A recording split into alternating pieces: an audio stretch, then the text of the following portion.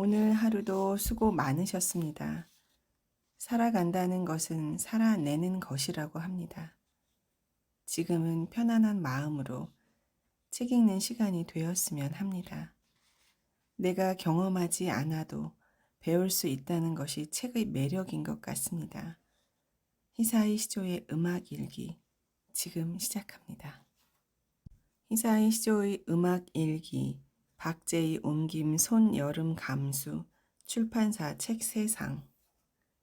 히사이 시조, 1950년 일본 나가노현 출생, 중국과 대만 등 아시아를 비롯해 세계적으로 사랑받는 영화 음악가이자 피아니스트다.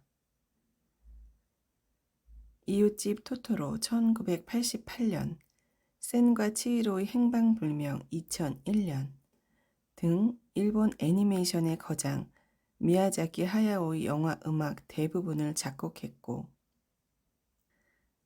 소나티네 1993년, 하나비 1997년 등 기타노 다케시 감독의 영화 음악으로도 유명하다. 영화 웰컴 투 동막골 2005년, 드라마 태왕 사신기 2007년의 음악을 맡아 한국과도 인연이 깊다. 일본 아카데미상 최우수 음악상을 8번이나 수상했고 제3회 아시안 필름 어워즈 작곡상 2009년과 제4회 대한민국 영화대상 음악상 2005년 등을 수상했다. 일본 구니타치 음악대학 초빙 교수를 지냈고 나가노시 예술관 예술감독으로 일했다.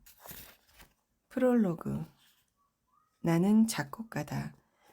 마치 나스메 소세키의 나는 고양이로 쏘이다를 연상케 하는 허세 가득한 표현이긴 하지만 이렇게 단언할 수 있는 이유는 진심으로 작곡이 내 천직이라고 생각하기 때문이다. 아침에는 아무것도 없다가도 비록 미완성일지언정 밤이 되면 새로운 곡이 세상에 탄생한다. 어쩌면 온 일본, 나아가 전 세계 사람들이 들어줄지도 모를 곡이 말이다. 물론 그런 일은 드물긴 하지만 이렇게 무에서 유를 창조하는 작곡이 정말 좋다. 다시 태어난다 해도 나는 작곡가가 되고 싶다. 작곡이 목숨과도 같지만 가끔은 지휘를 하거나 피아노를 친다. 특히 최근에는 클래식 지휘를 할 기회가 늘었다. 이것이 다시금 클래식과 마주하게 되는 계기가 되었다. 해부학자인 요로 다케시 선생은 명곡이란 무엇입니까? 라는 내 질문에 사람들이 오래 듣는 음악이라고 대답하셨다. 동감이다. 오랜 세월 살아남아 지금도 사람들이 즐겨 듣는 클래식 명곡은 하나같이 깊이가 있다. 스코어에 그려진 음표와 연주 기호 하나하나를 읽어가는 과정에서 나는 인간의 지혜와 존엄을 절절히 느낀다. 그것을 많은 사람에게 전하고 싶다. 그냥 전하기만 하는 것이 아니라 작곡가의 시점으로 음악사를 새로이 해석해서 가능한 한 쉽게 전하고 싶다. 그것이 이 책의 목적 중 하나다. 그리고 현대의 음악이 지니는 중요성이랄까? 필요성을 호소하고 싶은 마음도 있다. 현재 도쿄에 10개 정도의 전문 오케스트라가 있는데 대부분 고전파에서 후기 낭만파 정도까지의 짧은 기간에 만들어진 곡을 번갈아 연주하는 상황이다. 각각의 오케스트라가 연간 100회가 넘는 콘서트를 개최하므로 서로 너무 엇비슷해서 거의 구별이 안 될 정도다. 클래식은 고전 예능이 아니다. 과거에서 현대로 이어져 미래를 내다본다. 그러기 위해서는 오늘의 음악, 동시대에 만들어진 현대의 음악을 가능한 한 많이 청중에게 들려줘야 한다. 물론 그것을 과감하게 실천하는 오케스트라도 있지만 방대한 콘서트 횟수에 비하면 그런 경우는 모래 언덕을 이루는 모래 알갱이 한 알에 불과하다. 작곡가들도 문제가 많다. 자기만의 세계에 갇힌 나머지 청중과 연주자는 나 몰라라 한다. 이런 작곡가의 독선적인 면에 더해 곡이 어렵기까지 하면 연주를 기피하는 것은 어쩌면 당연한 일인지도 모른다. 그런 면에서 나도 할 말이 없다. 웃음. 클래식을 고전 예능으로 만들지 않으려면 현대 음악을 연주해야 한다. 내가 지휘를 하는 이유가 바로 이것이다. 특수한 현대 음악 콘서트가 아니라 고전과 현대의 음악이 어우러진 평범한 프로그램을 자연스럽게 관객에게 전달하고 싶다. 동시대의 음악을 관객에게 직접 전하고 싶다. 이 책에는 그런 뜻을 담았다. 이 책을 읽고 조금이라도 음악을 친근하게 느껴준다면 글쓴이로서 행복할 것 같다. 1장 지휘하다. 교향곡 제9번을 지휘하며 생각한 것. 최근 클래식 음악을 지휘할 기회가 늘었다. 2013년 12월에는 요미우리 일본 교향악단에서 베토벤 교향곡 제9번 합창을 지휘했다. 다양한 음악을 해온 나에게도 베토벤 교향곡 제9번은 최고봉인 작품이다. 일본에서는 연말이면 이 곡이 활발히 연주되는데 해외에서는 그렇지 않다. 오케스트라의 코러스, 독창자까지 4명이나 필요하니 좀처럼 상연하기 힘든 작품이다. 그리고 난해하다. 연주도 어렵다. 참고로 이 어려운 곡을 자주 상연하는 일본 오케스트라가 세계에서 가장 실력이 좋다고 나는 생각한다. 그런 교향곡 제9번이 왜 일본에서 이렇게 인기가 있는가 하는 문제는 무척 흥미롭다. 워낙 많은 인원이 필요한 곡이다 보니 예전에는 연주자에게 주는 연말 상여금 노릇을 하기도 했다고 한다.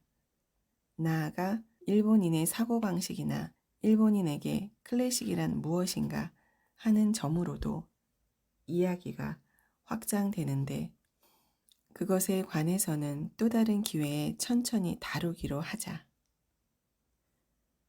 교향곡 제9번은 베토벤의 만년, 즉 타계약이 3년 전인 1824년에 장엄 미사곡과 같이 초연되었고 그 직후에는 사람들이 뇌리에서 지워졌다. 그러다 1831년 파리에서 이 곡을 듣고 완전히 매료된 프랑스의 지휘자 아브네크가 재현했다. 다만 이때는 제4악장을 빼고 심지어 악장의 순서도 바꾸어 연주했다. 그리고 아브네크가 지휘한 교향곡 제9번에 깊이 감명받은 사람이 바로 젊은 베를리오스와 바그너였다. 바그너는 파리에 체제 중이던 1840년에 이 곡을 듣고 충격을 받아 본격적인 부활 상연을 목표로 삼는다. 드레스덴의 궁정악단 지휘자가 된 후인 1846년 드디어 그 염원을 이뤘다. 그것을 계기로 교향곡 제9번이 재평가되었다. 교향곡 제9번이 없었다면 아마 바그너의 그 후의 악극도 말러의 성악이 들어간 교향곡도 탄생하지 못했으리라.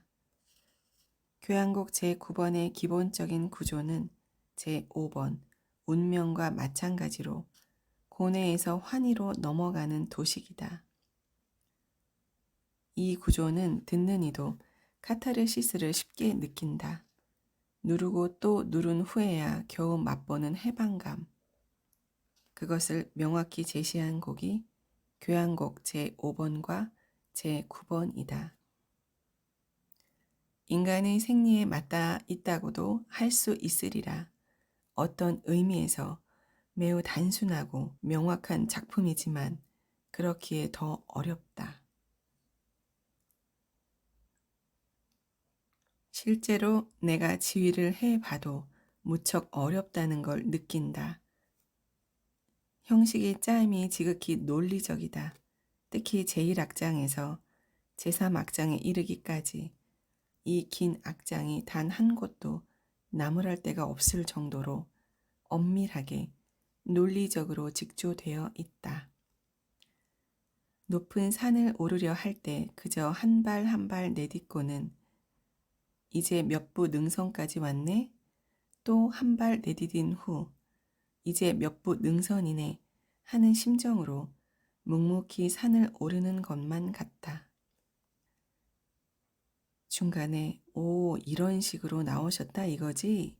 하는 재기발랄함에 신음이 절로 새어나오고 그것을 지위로 살려내야지 싶은 부분이 없다.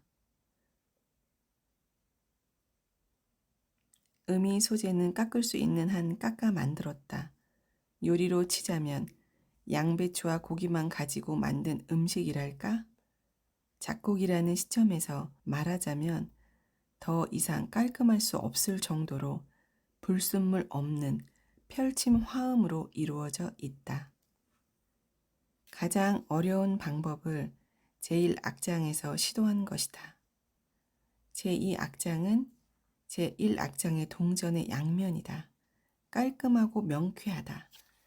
제3악장에서는 천국과도 같은 아름다움이 펼쳐진다. 섬세하게 배치된 파고 소리 등 작곡의 바이블이라고도 할 수 있는 오의가 있다. 그리고 제4악장으로 넘어간다. 제3악장까지의 정연함을 생각했을 때 과연 제4악장은 정말로 대단한가 하는 의문도 든다. 교향곡 제9번의 가장 큰 특징은 제4악장의 코러스다. 다만 나는 제4악장은 베토벤의 프로듀싱 능력이 발휘되어 완전히 새로운 소리, 즉 목소리가 더해졌다고 생각한다. 제3악장까지 이어지던 숨 막힐 것 같은 괴로움을 제4악장에서 타파하고 싶다. 그런데 오케스트라 소리는 충분히 썼다. 베토벤은 그렇게 생각한 것이 아닐까? 더욱이 교향곡에 목소리를 넣으면 지금껏 없던 새로운 음악이 탄생한다. 청중과 작곡, 의뢰자 모두 기뻐하리라 생각했는지도 모른다. 작곡가는 고고하게만 살 수는 없는 법이다. 심지어 그 목소리를 다루는 방법은 무척 기하학적이다. 노래가 아니라 목소리다. 실러의 시가 쓰였지만 시의 세계를 표현하려 하지도 않았다. 베토벤 자신의 말로 시작했다. 실러의 시도 전부가 아니라 부분적으로 골라서 썼다. 만년의 베토벤은 조카인 칼의 친권 문제로 힘들어하고 난청으로 괴로워했다. 그렇기에 만들고 싶다, 만들어야 한다는 강한 의지와 격렬한 충동에 이끌려 베토벤의 생각은 곧 인생에 관한 생각이 되고 나아가 인류에 관한 생각으로 변모해 인간의 목소리와 함께 제9악장으로 결실을 맺은 것이다. 이렇게 쓰고 나니 클래식 음악은 알면 알수록 깊구나 싶다. 대중음악만큼 영역이 넓지는 않지만 지식이 늘면 흥미가 더 깊어지고 재미도 커진다. 클래식 음악을 지휘하기까지. 사실 나는 어릴 때부터 클래식 음악을 좋아하지는 않았다. 오히려 가요나 팝송이 더 친근했다. 클래식도 듣기는 했지만 집에 돌아오면 쉬지 않고 클래식 음악이 흘러나오는 환경은 아니었다. 중고등학교 시절부터 이른바 현대음악, 가령 슈토크하우젠이나 존 케이지에 빠졌고 음대 작곡과에 들어가서는 더욱 현대음악에 심취했다. 클래식 음악에는 거리를 두었다. 낡은 것은 필요 없다. 낡은 것을 부수고 새로운 것을 만들어야 한다는 생각이 강했다. 이를테면 1970년 전후 그 시절의 록 정신 같은 것이다. 베토벤이나 말러를 분석할 시간이 있으면 현대 음악을 하는 게 낫다고 생각했다. 학교 공부는 팽개치고 현대 음악에만 빠져 있었다. 그래서 대학 시절에는 클래식 음악을 제대로 공부하지도 않았다. 그리고 20대부터 현대 음악, 그 중에서도 미니멀 음악, 소리의 소재를 미니멀, 즉 최소한으로 줄여서 다루고 패턴화된 음형을 반복하면서 조금씩 변형해 그 미묘한 차이를 즐기는 음악을 시작했다. 그 무렵 나는 전위 음악의 작곡가, 즉 예술가였다. 10명 정도의 즉흥 연주 집단을 만들어서 미니멀 도형 악보, 5선지에 그린 악보가 아니라 도형 등을 이용한 악보를 그리고 작은 공간을 빌려 콘서트를 열었다. 하지만 그것은 오래 가지 못했다. 왜냐하면 현대 음악은 시종일관 어떻게 사고했느냐 하는 문제만 다루기 때문이다. 상대방의 논리적인 허점을 날카롭게 파헤치고 논파함으로써 자신의 음악 개념을 세우려 한다. 거기에는 음악이 아니라 공허한 논리만 있을 뿐이다. 소리가 음악이란 무엇인가 라는 문제에 어떻게 사고했느냐 하는 증거로만 존재한다. 아무도 그 음악을 듣고 즐거워할 사람 따위는 생각하지 않았다. 어느새 마음이 떠났다. 30 전후의 일이다.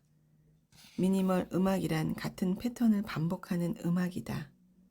그때 영국에서 록시 뮤직이라는 그룹이 나왔다. 브라이언, 이노 등이 속해 있었다. 독일에서는 테크노 팝 그룹인 크라프트베르크의 활동 소식도 들려왔다. 우리는 왜 이런 곳에서 머리가 지끈거릴 때까지 침튀기며 논의를 벌이는 걸까 하는 의문이 피어오를 때쯤 그들은 같은 음악인데도 더욱 자유로이 마음껏 즐기고 있었다. 그렇다면 나는 저쪽으로 가야겠다 싶었다. 현대음악 작품 쓰는 일을 그만두고 원더시티 오케스트라라는 이름으로 첫 오리지널 앨범인 인포메이션을 1982년 만들고 팝의 필드로 들어갔다. 그래도 나를 멜로디 작곡가라고 생각하지는 않았다. 그 후 우연히도 애니메이션 영화 감독인 미야자키 하야오 씨를 만나 바람의 계곡 나우시카, 일본에서 1984년 개봉에 들어갈 음악을 만들게 되었다. 33살 때의 일이다. 이 작품이 좋은 평가를 받아서 그때부터 계속 영화 음악에 관여했다.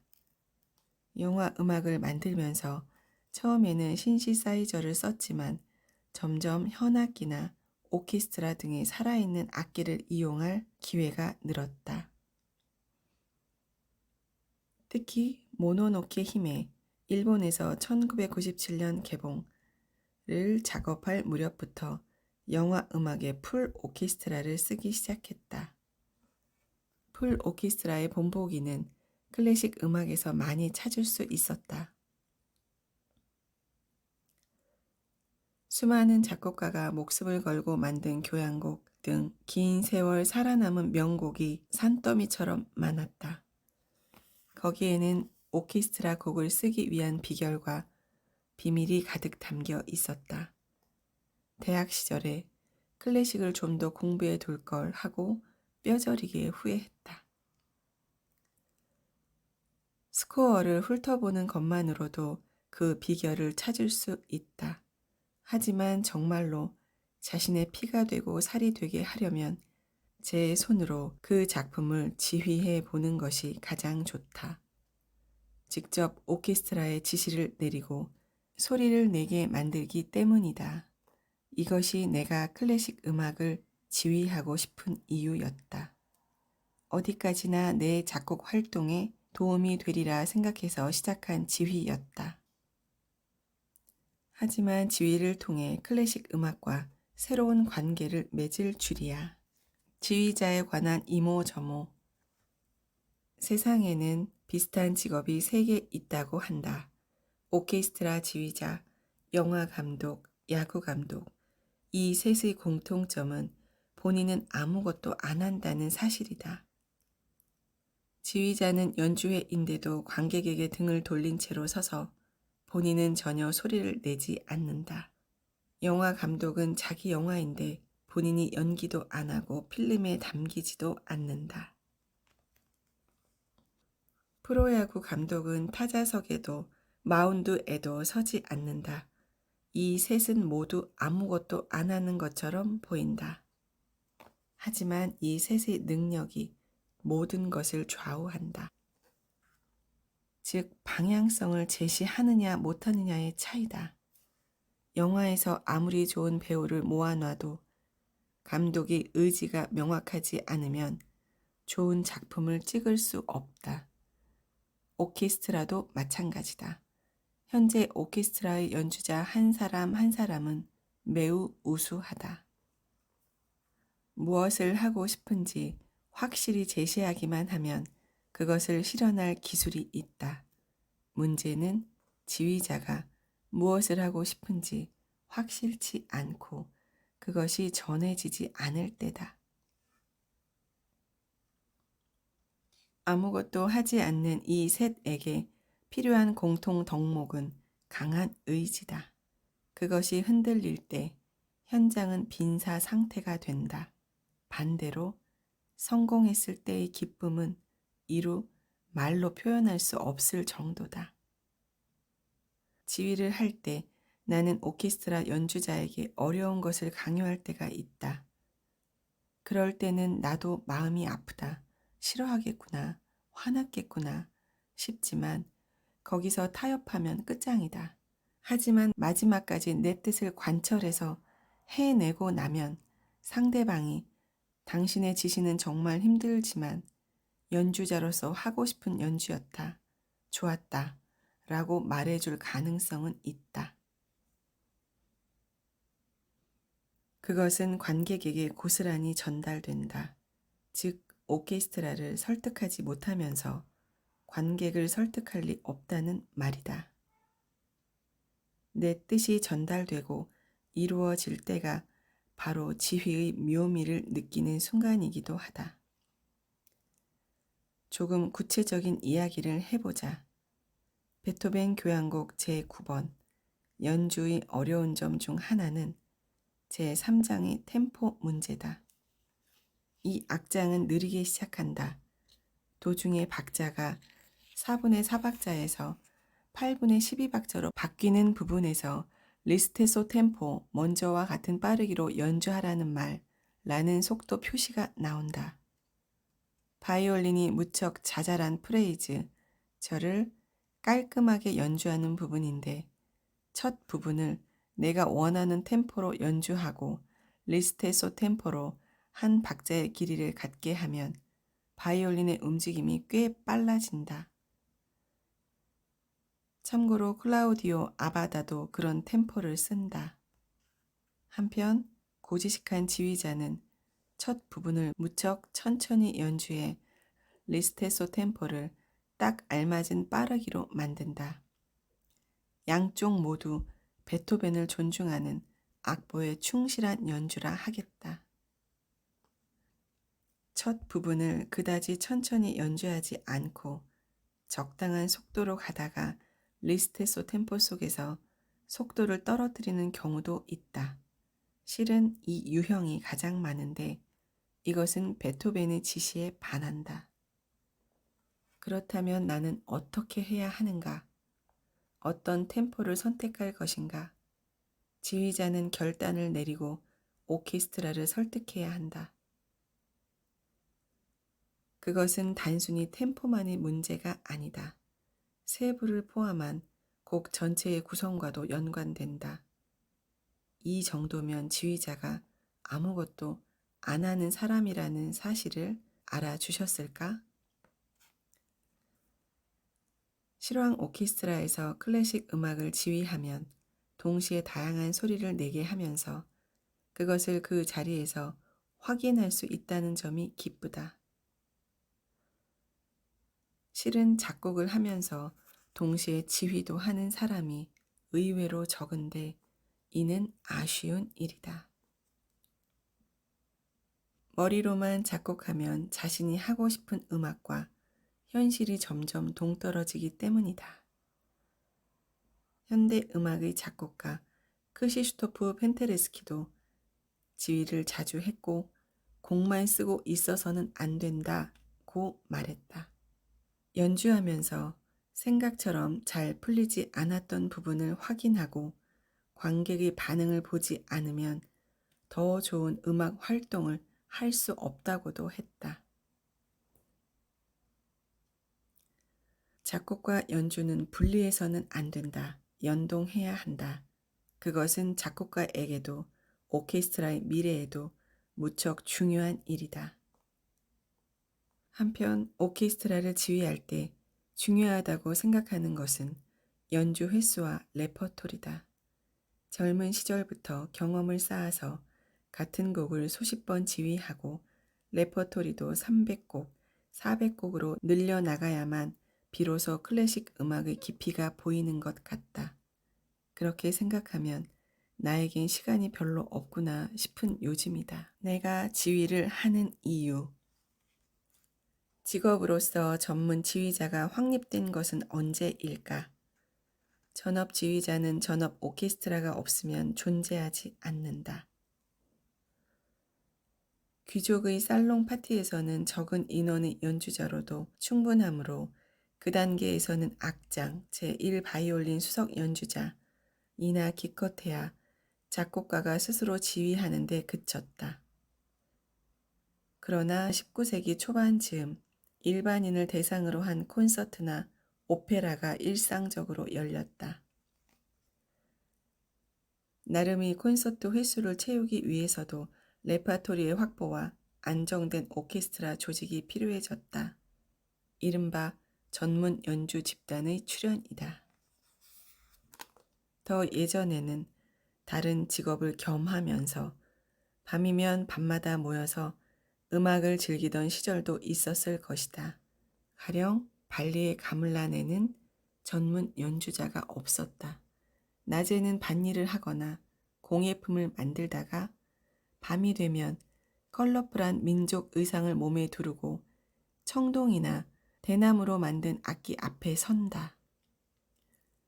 적어도 내가 처음 발리에 갔을 때는 그랬다. 그 후 관광객이 밀려들면서 전문 가물란 연주자가 생겨났다는 이야기를 들었다. 일상이었던 음악이 패키지 상품이 된 것이다. 물론 음악으로 생계를 유지할 수 있다는 면에서는 좋지만 동시에 잃은 것도 많다고 생각한다. 이야기를 되돌리자면 오케스트라의 출현과 함께 전업 지휘자가 필요해졌다. 작곡가가 자작곡을 지휘하는 것이 아니라 수많은 레퍼토리를 지휘할 수 있는 전문 지휘자 말이다. 아마도 많은 지휘자가 나타났겠지만 의외로 그 시대의 오케스트라 지휘자는 무엇보다 창작자, 즉 작곡가가 중심이었다. 지휘자는 스코어를 읽어내야 하는데 그것을 일상적으로 쓰는 사람이 작곡가이므로 어찌 보면 당연한 일인가? 그 중에서도 멘델스존은 오케스트라의 지휘 전통을 실제로 확립한 최초의 작곡가다. 라이프치히의 게반트 하우스관 현악단을 이끌며 연주의 시즌을 운영, 지휘하고 자작곡뿐 아니라 바그너 등도 연주했다. 하지만 피에르 블레즈의 저서에 따르면 바그너는 그것을 기뻐하기는커녕 자신의 템포 지시를 지키지 않고 의도도 왜곡했다며 그를 비난했다. 당시 드레드된 바그너는 이곳의 지휘자였다. 과 라이프치히가 라이벌 관계였다는 것도 관련이 있을까? 유대인 작곡가인 멘델스존은 특히 양식 개념을 지닌 사람이었기에 바그너와는 맞지 않았는지도 모른다. 하지만 멘델스존의 커다란 공적은 바흐의 마태 순환곡을 초연한 지 100년 후에 부활상연한 것이다. 그렇게 이 위대한 명곡은 사람들에게 알려졌고 오늘에 이른다. 앞에서도 썼지만 바그너는 베토벤 교향곡 제9번을 22년 후에 부활시켰다. 리스트는 피아노 연주자를 그만두고 작곡에 전념하다가 바이마르에서 연주회와 오페라를 지휘했다. 특히 1850년에는 바그너의 로엔그린 초연을 지휘했다. 베를리오스가 그린 오케스트라 배치도 등을 보면 그가 얼마나 오케스트라에 정통했는지 알 수 있다. 베를리오즈와 바그너의 지휘에 관해서는 재미있는 자료가 있다. 1850년경 런던에서 열린 그들의 연주회에 대한 비평이다. 바그너의 지휘는 너무 불안정하고 파악하기 힘들다는 평을 받았지만 반대로 베를리오즈의 지휘는 명석하고 활기가 넘친다는 호평을 받았다. 이 부분은 작곡가로서 각자의 특징으로도 이어지는 듯해서 흥미롭다. 분명 그 시절 파리에는 아브네크라는 뛰어난 지휘자도 존재했지만 그는 베토벤 교향곡 제9번에서 제4악장을 빼버리거나 제1악장, 제3악장, 제2악장 순으로 연주한 적도 있다고 한다. 역사에 남은 19세기 전반의 오케스트라 지휘자는 누구보다도 창작자였다. 그 후에도 이 계보는 말러, 리하르트 슈트라우스, 피에르 블레즈로 이어진다. 그렇다면 작곡가 겸 악기 연주자와 작곡가 겸 지휘자의 차이는 무엇일까? 블레이즈에 따르면 전자는 일상적이지 않더라도 너무 오래 중단하지 않는 근육 훈련을 필요로 한다. 그렇게 악기의 명수로서 능력을 유지해야 한다. 후자는 전문가로서의 기능을 지니면서도 단절의 영향을 두려워하지 않고 언제든 자신의 활동을 중단하거나 재개할 수 있다고 한다. 그렇군. 주제넘지만 내가 최근 피아노를 치지 않고 지휘를 하는 이유를 알게 된 것 같다. 웃음. 작곡가와 지휘자의 관계. 19세기 후반이 되자 이른바 전문 오케스트라 지휘자가 속속 등장한다. 그 중에서도 바그너의 가르침을 받은 한스 폰 빌러, 그는 1865년에 트리스탄과 이졸데를 초연했다. 1876년에 바이로이트에서 니벨룽겐의 반지 4부작을 초연한 한스 리히터, 그리고 1882년에 파르지파를 헤르만 레비 등은 스승인 바그너의 영향을 강하게 받았다고 한다. 과연 어떤 영향일까? 극단적으로 말하자면 악보를 새로 쓰는 것이다. 바그너는 모차르트의 돈조반니를 제관현악화 1850년 했고 글루크의 아울리스의 이피게네이아 또한 제관현악화했을 뿐 아니라 심지어 독자적인 아리아를 작곡하기도 했다. 즉 바그너가 생각하는 오페라 혹은 악극이라는 개념에 맞도록 또는 자기 생각의 정당성이 역사적 가치관과 융합하도록 과거의 작품을 다시 쓴 것이다. 구체적으로는 음을 바꾸거나 뉘앙스를 바꾸거나 작곡가가 지시한 템포와는 동떨어진 빠르기로 연주하는 것인데 바그너와 관계를 맺은 지휘자들도 예외는 아니었다. 그 증거로 뛰어난 피아노 연주자였던 빌로 그는 제자로 받아들여 달라는 말러의 요청을 거절했다. 의 베토벤 피아노 소나타 교정판은 원작에 손을 댄 흔적이 꽤 많다. 즉 현대의 지휘자만큼 원작을 과도하게 존중하지는 않았던 것이다. 그러한 태도는 말러도 예외는 아니었다. 그는 슈만과 베토벤 교향곡에조차 손을 댔다. 조지 셀이 지휘한 클리블랜드 관현악단은 슈만을 연주할 때 오랫동안 말러의 수정본을 참고했다. 이렇듯 원작을 고쳐 쓰는 것, 즉 재관현악화는 작곡가 겸 지휘자가 자주 하는 행위인데 작곡가는 자신이 생각한 역사적 가치관에 작품을 종속시킨다. 수많은 작품 속에서 현재 자신이 생각하는 음악관에 비추어 머릿속에서 음악사를 다시 쓰는 것이다. 물론 원작의 본질을 왜곡할 정도는 아니다. 다만 근대 오케스트라가 출연했기에 이루어진 일종의 융합화라고 생각하고 싶다. 나 또한 그렇게까지 가당찮은 정도는 아니지만 다시 쓰면 좋겠다 싶은 때는 자주 있다. 가령 베토벤 교향곡 제5번이나 제9번조차 어떤 부분에서는 원곡대로 하면 도저히 들리지 않을 것 같은 패시지가 있어서 다른 악기를 더하고 싶어진다.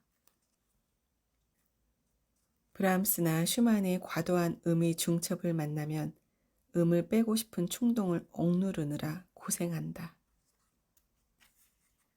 물론 저작물에 대한 현대의 사고방식과 작곡가에 대한 존경 때문에 원곡을 가능한 한 충실히 재현하려고 노력하기는 하지만 한편 바그너에서 말러에 이르는 시기는 작곡가와 지휘자의 관계가 무척이나 밀접했다. 거대한 오케스트라를 자유자재로 조정하고 자신이 작곡한 곡이나 과거의 명곡을 발견해 자기 가치관을 입혀 세상에 내놓기도 했다. 하지만 그런 경향은 리아스트 슈트라우스에서 종지부를 찍는다. 그 후로는 작곡가 겸 지휘자라는 직업이 드물어졌다. 물론 없지는 않지만 분업화가 더 심해진 현대에 와서는 시간적으로도 정신적으로도 둘을 양립하기 어려워졌다. 피에르 블레즈는 20세기를 대표하는 작곡가 중 한 사람이지만 지휘자로서 이룬 업적도 못지 않다. 직접 창설한 실내 앙상블, 도맹 뮤지컬을 이끌며 자작곡과 현대 음악에서 출발해 서남 독일 방송교향 악단에서 예정되었던 지휘자의 대역으로서 본격적으로 지휘자의 길을 걷는다. 그 후 잘 알려진 대로 클리블랜드 교향악단, BBC 교향악단, 뉴욕 필하모닉 등의 주요 자리를 차지하며 활약했다. 압도적인 분석력과 보면, 독해력으로 무장한 그는 다소 분위기에 휩쓸리곤 하는 달콤한 멜로디나 클라이맥스의 과도한 도취감 등 다른 수많은 지휘자와는 달리 냉정하기까지 한 작곡가의 세계, 그 졸렬함을 포함해를 구축한다. 그러면 앞서 쓴 것처럼 작곡가와 지휘자의 양립은 어렵지 않은가 하는 문제를 살펴보자. 블레이즈는 예외일까? 아니, 그렇지 않다. 도맹 뮤지컬을 이끌던 시절에 비해 지휘를 하면서부터 작곡량이 극단적으로 떨어졌다. 생각해보면 밀러도 그랬다. 매년 여름 경매에 시달리는 주위 활동에서 겨우 몇 달만 손을 놓고 남 오스트리아 마이어니히 산장에서 교향곡을 썼다. 작곡가로서는 웨스트 사이드 스토리 등으로 알려졌고 지휘자로서도 카라얀과 쌍벽을 이룬다는 소리를 들었던 번스타인은 말러를 지휘할 때는 3개월 전부터 작곡을 전혀 못한다. 작곡가가 쓴 스코어에 몰두할 때는 내 소리가 머릿속에 떠오르지 않는다 라고 말했다. 그렇다면 작곡가 겸 지휘자와 일반적인 오케스트라 지휘자는 무엇이 다를까? 작곡가 겸 지휘자와 전문 지휘자의 차이.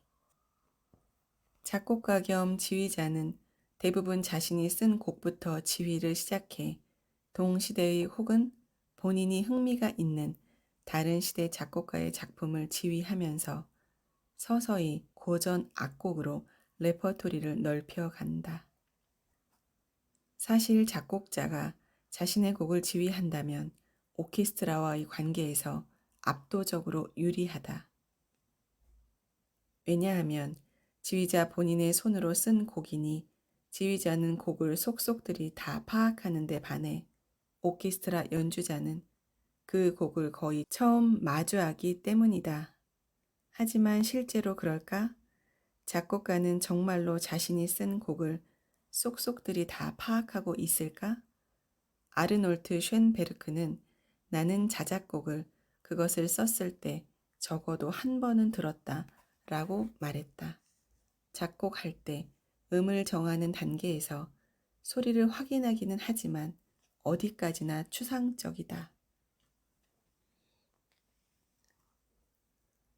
컴퓨터도 쓰지 않고 머릿속에서 떠오른 음악을 보면에 옮겨 적는 방식으로 작곡하면 현실적인 연주와 더욱 큰 차이가 생긴다.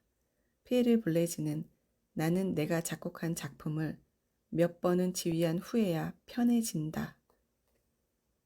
나는 그때가 되어서야 겨우 작품을 처음부터 끝까지 내 손 안에 쥔다 라고 말했다.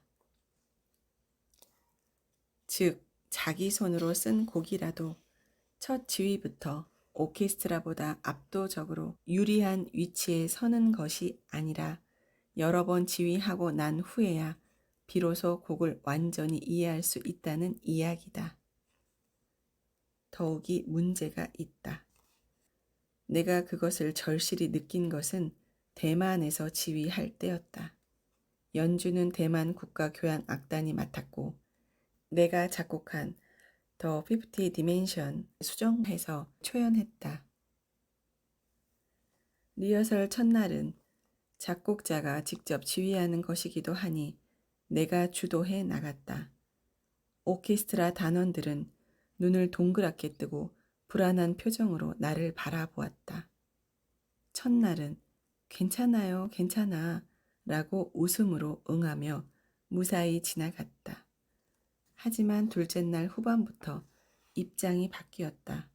먼저 곡의 내용을 설명하자면 The 50 Dimension은 처음에는 베토벤의 운명의 유명한 리듬 모티브 자자자잔와 음정을 음열화해서 미니멀하게 만들 생각이었다. 하지만 작곡하던 중에 동일본 대지진이 일어났고 그 영향을 받은 것인지 격한 불협화음과 감정적인 리듬으로 가득 차고 말았다. 덕분에 연주하기가 몹시 어렵다. 특히 이번에는 더 손을 대서 완성도는 높였는데 그만큼 난이도도 훌쩍 뛰었다. 지휘를 맡은 나조차도 이 사람 곡은 하고 싶지 않다 라고 몇 번이고 생각했다. 정말이다. 두 번째 연습 때였다. 나는 불협화음의 담김음 템포 체인지, 변박자가 난무하는 패시지와 악전 고투하느라 여유가 없었다. 지시를 기다리는 단원들의 표정이 그들 자신에 대한 불안에서 나를 향한 불안으로 바뀌어가는 느낌마저 들었다. 역시 인류 오케스트라 단원은 다르다. 처음에는 당황하던 그들이 내 기대에 부응하기 위해 파트보 너머로 곡 이미지를 정확히 파악하더니 어떻게 지휘하면 좋을지 몰라 전전긍긍하던 나를 앞질러 간 것이다. 작곡자로서는 감사한 일이지만 지휘자로서는 조금 한심하다.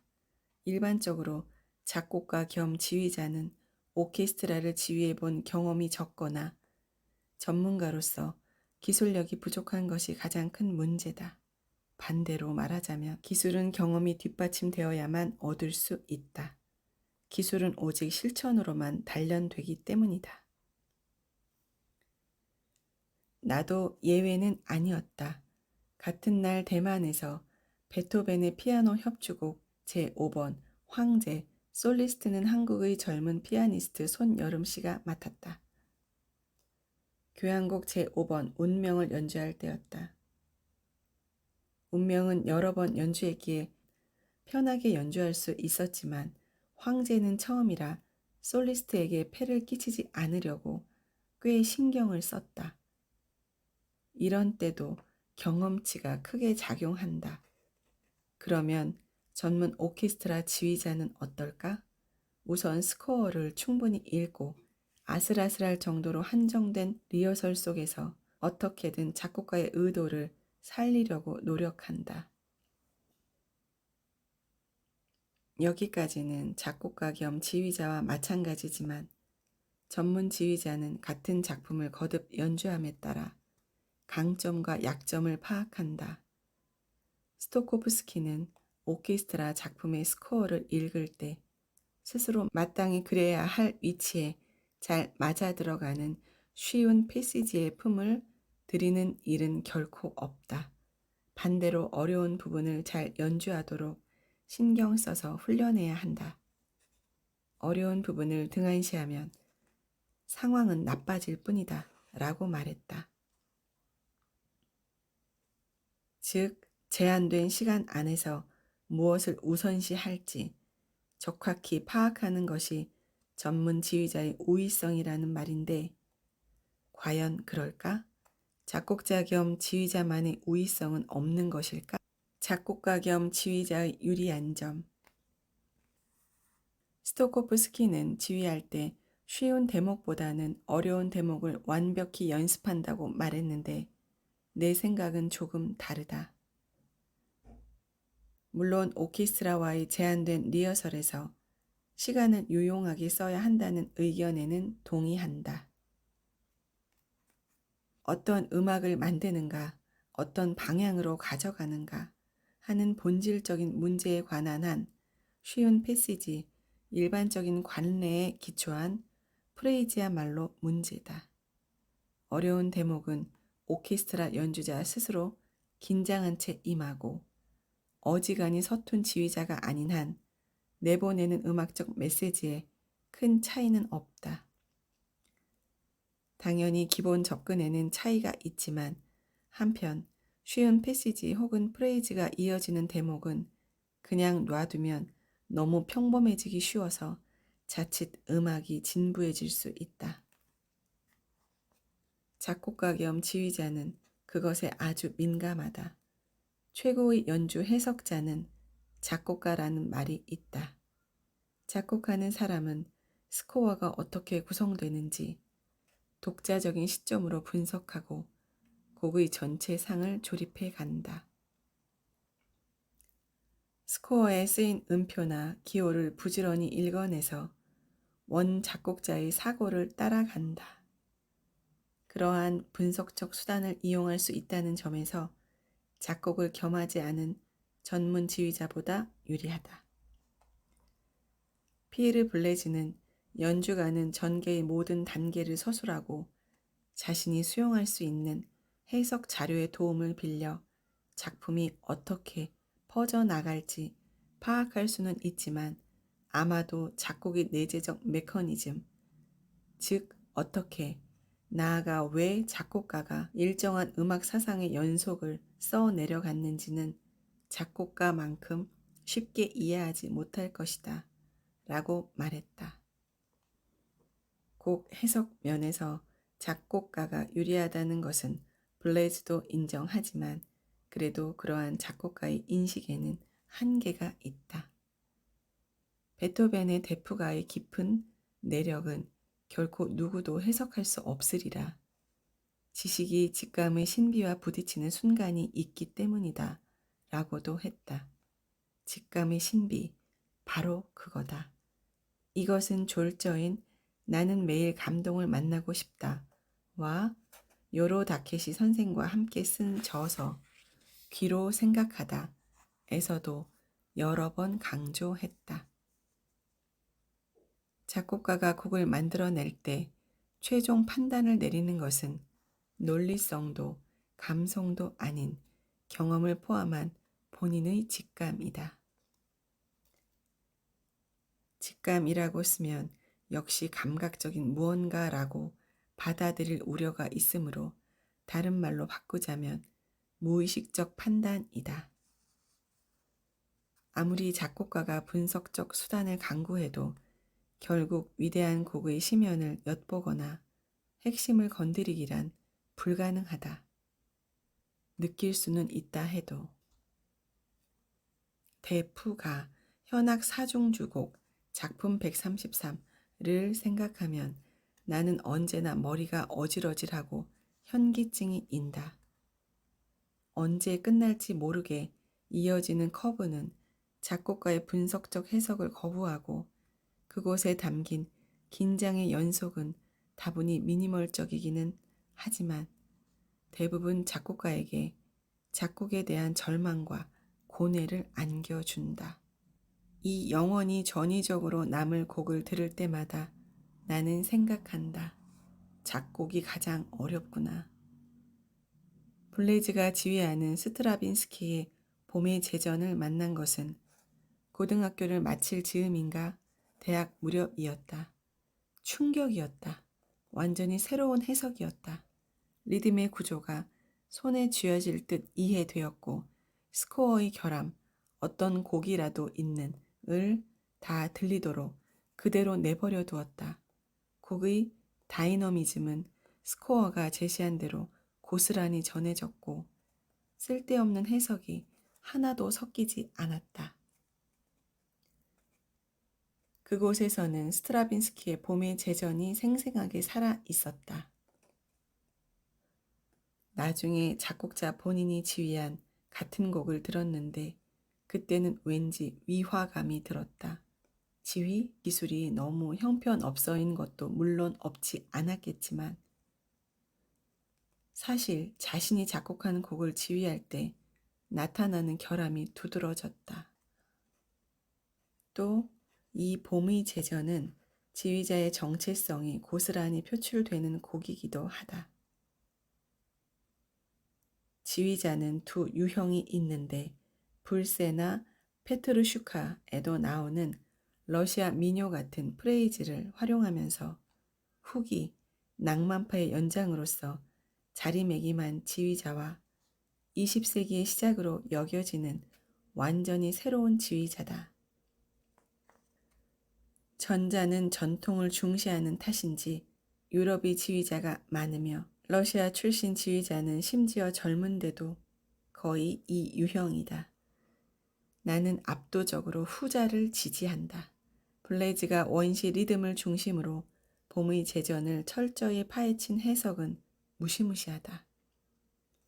아주 약간의 현의 트릴을 통해 이 곡의 본질을 느끼고 영감, 다양한 리듬과 화음을 해부하면서 전체의 구조에 파고드는 그 박력 덕에 이 곡은 그야말로 블레이즈의 작품이 되어 버렸다.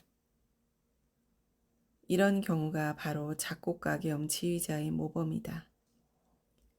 이 책에 그가 거듭 등장하는 이유는 바로 그 때문이다. 이 시대의 작곡가 겸 지휘자가 지휘봉을 잡는 것은 어떤 의미가 있는가? 약간 과장을 섞어 말하자면 클래식 음악은 고전 예능이어서는 안 된다. 과거에서 현대로 이어져 내려와 미래로도 계속 이어지는 형태가 바람직하다. 그러기 위해서는 오케스트라를 비롯한 연주가는 현대의 음악을 더욱 적극적으로 다뤄야 한다. 작곡가 겸 지휘자는 특히 이 문제의 최전선에 있으므로 누구보다 적극적으로 노력해야 한다. 일본의 대표적인 고전 예능인 가부키나 노의 세계에서조차 적극적으로 새로운 시도를 하고 있으니 말이다. 그렇지 않아도 클래식 청중이 늘지 않는, 오히려 줄고 있다. 상황에서 영문을 알 수 없는 불협화음을 연주하면 관객이 더욱 줄어든다는 우려도 있다. 클래식 음악 관계자 이야기로는 새로운 것을 시도한다 해도 베를리오즈의 환상 교향곡이 한계라고 한다. 버르토크, 스트라빈스키, 모리스 라벨조차 관객을 모으기 힘들다고도 했다. 만약 이 말이 사실이어서 베를리오즈 정도를 연주하는 게 최선이라면 일본의 클래식은 마치 아악처럼 과거만 바라보는 고전 예능으로 전락하고 말 것이다. 심지어 도쿄의 오케스트라만 해도 꽤 여럿인데 그들 모두가 엇비슷한 고전 프로그램을 상시 공연한다면 매너리즘에 빠지는 것은 불보듯 뻔하다. 사회적 상황, 고령화 등 다양한 문제도 있을 테지만 미래로 이어지는 곡을 발견하고 키워야 할 때라고 본다. 물론 과감하게 도전하는 오케스트라나 연주자도 있다. 얼마 전에 들으러 간 윤 메르클 지휘 뉴 재팬 필하모닉이나 샤를 뒤투아가 지휘하는 NHK 교향악단, 이 공연은 TV로 보았다. 도, 각기 스트라빈스키의 불꽃놀이, 앙리 뒤티웨의 첼로 협주곡 등 평소에 잘 다루지 않는 곡을 연주했다. 하지만 이런 경우는 극소수다. 더 새로운 곡은 1년에 몇 번 열리는 현대음악 마니아를 위한 콘서트에서 연주되는 정도로만 기능하는 것도 사실이다. 1970년에서 1980년대의 일본에서는 더욱 적극적으로 현대음악을 다뤘지만 21세기에 들어선 지금은 급속히 줄었다. 무서울 정도로 보수적인 퇴행을 보인 셈인데 그 원인은 작곡가에게도 있다고 생각한다. 음악학자 오카다 아케오 씨도 썼듯 현대음악과 현대의 음악은 다르다. 현대음악의 작곡가는 요로 다케시 선생이 말하는 뇌 사회화와 마찬가지로 머릿속에서만 만들어낸 가상현실 세계다. 작곡가는 스코어가 까매질 때까지 그려넣는 빼곡한 음표를 어디까지 파악하고 있을까? 머릿속에서 모든 음이 울려 퍼질까? 그러한 곡을 만들 수밖에 없는 작곡가의 상황도 모르는 바는 아니나 그런 음악을 듣는 청중도 견디기 힘들기는 마찬가지다. 그 반동으로 미니멀 음악 등이 탄생하고 도나우의 신겐 음악제에서 시작된 몇 가지 전위적인 스타일을 실천한 작곡가, 가령 톤 클러스터, 주법, 을 쓰는 펜테레츠키는 그 후 신고전주의 양식이 되어 쇼스타코비치의 후계자 같은 길을 걷는다. 동유럽의 작곡가인 아르보 페르트, 헨릭 고레츠키 등은 세리 기법을 버리고 교회 음악이나 중세 음악을 기본으로 조성이 있는 홀리 미니멀리즘, 성스러운 미니멀리즘으로 분류되는 스타일로 변해갔다. 그들이 미니멀만을 고집한 것은 아니지만, 하지만 일본의 클래식계에서는 이러한 움직임을 볼 수가 없다. 서양 오케스트라는 유럽에서 밀리언셀러 실제로 판매수는 파악하지 않았다. 라는 그들의 곡을 반드시 연주한다. 일본에서 동일본 대지진이 일어났을 때 베를린 필하모닉 지휘는 베르나크 하이팅크 이 추모곡으로 연주한 곡도 비톨트 로토스와프스키의 장송 음악이었다. 빈번하지는 않다 해도 그만큼 일반적으로 연주되는 그들의 곡이 일본에서 연주되는 일은 거의 없다. 일본은 무시무시할 정도로 문화 후진국이다. 내가 미니멀 작곡가인 존 애덤스의 오케스트라 작품을 몇 번인가 연주 목록에 넣은 것조차 이례적인 일이었다. 이들과 같은 현대 음악이 아닌 현대의 음악을 가능한 한 많은 청중에게 들려주어야 한다. 문화는 심심풀이가 아니다. 문화란 듣는 사람에게 아첨을 떠는 것이 아니다. 듣는 이 한 사람 한 사람에게도 어느 정도의 노력과 인내를 요구한다. 지식을 위해 음악을 듣는 것이 아닌 순수한 청중이라면 재미있거나 혹은 새로운 체험을 통해 재미있다고 생각된다면 그것을 꺼리낌 없이 받아들이리라 믿는다. 그 체험이 음악적 하루하루를 일군다. 히로시마 희생자에게 바치는 애가를 지휘하다. 요즘 펜데레츠키의 히로시마 희생자에게 바치는 애가의 스코어를 연구하고 있다. 아니 격투를 벌인다고 하는 게 맞겠다. 1960년에 쓰인 이 곡의 악보는 도형 악보라 불러도 좋을 것 같다. 현악기로만 연주되는데 특수 주법으로 가득하다. 음악을 전한다는 의미에서 흥미로운 악보라 이번에는 이 곡으로 정했다. 도입부부터 검게 칠한 삼각형 표시가 각 파트에 나타나고 선이 오른쪽으로 쭉 이어진다. 가장 높은 음을 계속 내라는 뜻이다. 곧이어 흡사, 현대 미술을 연상케 하는 도형이 나타나 이것이 특수주법, 타악기 같은 소리도 나고 장난감 상자를 뒤집어 놓은 것 같은 독특한 소리가 나기도 한다. 그러다 검게 칠해진 두꺼운 선이 등장해 갑자기 혹처럼 크게 솟아오른 후 다시 선으로 돌아간다.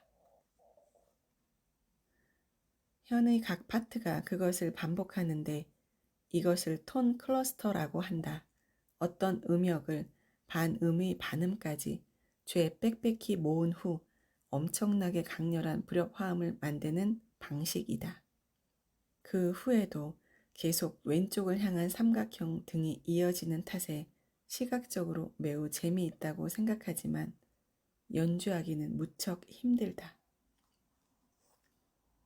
다만 의외로 음은 제대로 지정되어 적혀 있다. 음가, 음의 길이는 확정되지 않았지만 후반에는 음가가 표시된 부분도 나온다. 작곡가는 이것을 전자음악을 제작하며 배웠다고 한다. 나는 대학 시절에 그 악보를 일부 본 적이 있는데 전위적인 작곡법에 크게 공감했다.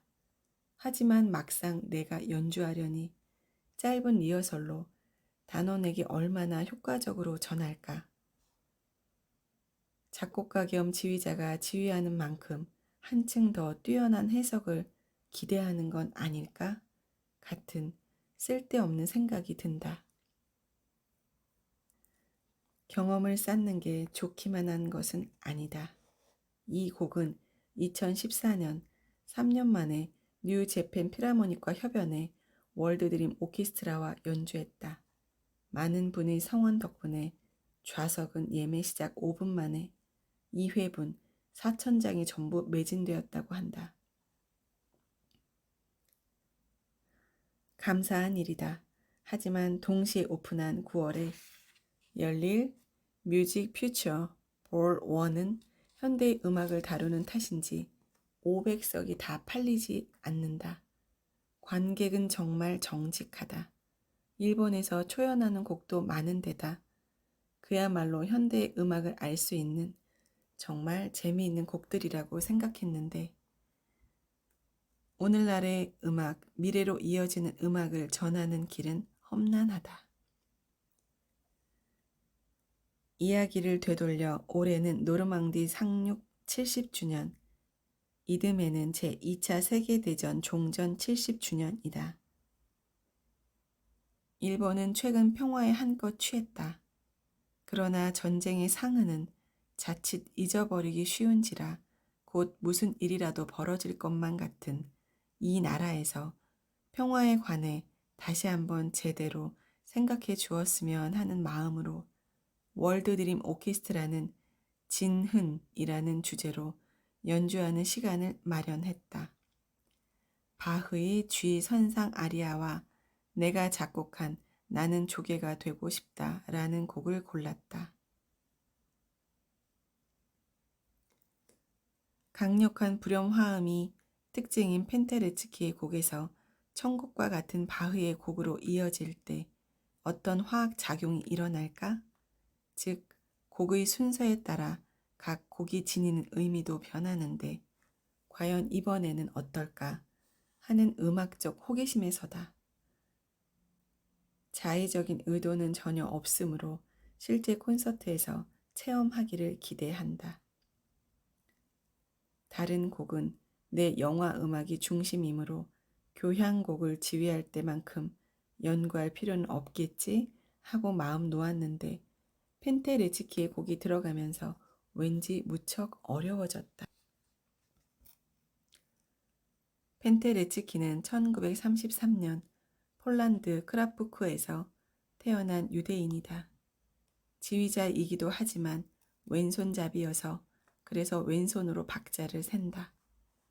처음 봤을 때는 당황했지만 의외로 정확하고 경험도 풍부하구나 싶을 만큼 안정적이다. 초기에는 이 곡처럼 톤 클러스터가 특정인 전위적인 작품을 작곡했지만 나중에 신고전주의적인 쉬운 그 나름대로는 작품으로 변했다. 쇼스타코비치의 작품을 현대식으로 접근한 작품이라고 해도 좋다. 또 스탠리 큐브릭 감독의 공포영화 샤이닝 등의 곡이 쓰였다. 일전에 펜데레츠키의 최신 DVD를 봤는데 그의 자택 넓은 정원에 샤이닝의 마지막 장면이 나오는 미로 같은 것이 있었다. 어지간히 마음에 들었는지 아니면 돈을 많이 벌었는지 웃음. 이 곡의 제목은 처음에 애가 8분 26초라는 지극히 직물적인 명칭이었는데 폴란드의 오케스트라가 일본을 방문해 연주할 때 친구인 작곡가 마스시타 시니치 씨의 권유로 히로시마 희생자에게 바치는 애가로 바뀌었다. 그래서 엄밀히 말하면 히로시마를 주제로 만들어진 작품은 아니다. 하지만 전쟁의 희생자로서 히로시마, 나가사키, 나아가 아우슈비츠를 떠올리면 된다. 그는 유대인이며 그가 태어난 고향 크라푸크에도 홀로코스트는 있었다. 그런 배경이 있었기에 이 제목이 좋다고 생각한 것은 아닐까? 어쩌면 무의식의 선택이었는지도 모르겠다. 음악이 되는 순간. 석간 신문을 읽는데 일본 오케스트라가 세계에서 지니는 위상이라는 심포지엄 기사가 눈에 들어왔다. 프랑스, 독일, 영국, 미국 등 4개국의 신문에 음악 평론을 쓰는 평론가 4명이 도쿄에 모여 도쿄의 오케스트라 연주를 듣고 나서 심포지엄을 열었다고 한다. 4사람은 뛰어난 연주 기술 등의 칭찬을 보내는 한편 단원의 자발성이 부족하다고도 말했다고 한다. 이것은 일본인의 성격으로 늘 거론되는 부분이라 나 역시 생각하는 문제다. 내가 오케스트라를 지휘할 때는 악보를 어디까지 읽어낼 수 있는가, 작곡가가 만들고자 했던 소리를 어디까지 읽어낼 수 있는가에 가장 역점을 둔다.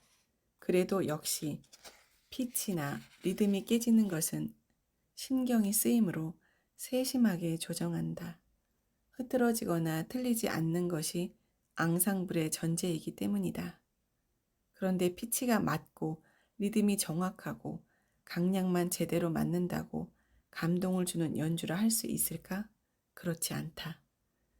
그렇다면 과연 음악이 되는 순간이란 대체 언제일까? 이것이 무척 어렵다. 작곡도 마찬가지다.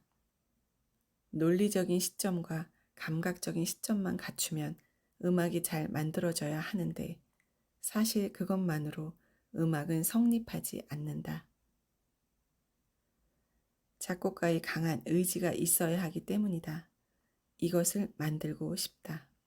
만들어야 한다는 강한 뜻, 즉 인텐시티, 의지, 결심, 전심가 필요하다.